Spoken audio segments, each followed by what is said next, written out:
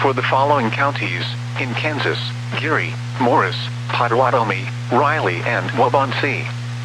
High wind warning remains in effect until 6 p.m. this evening. Northwest winds 25 to 40 miles per hour with gusts up to 60 miles per hour.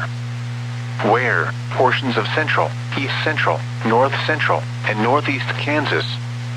When? Until 6 p.m. this evening.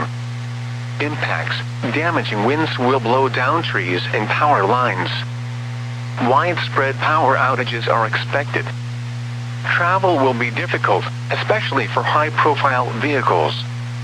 Remain in the lower levels of your home during the windstorm, and avoid windows. Watch for falling debris and tree limbs. Use caution if you must drive.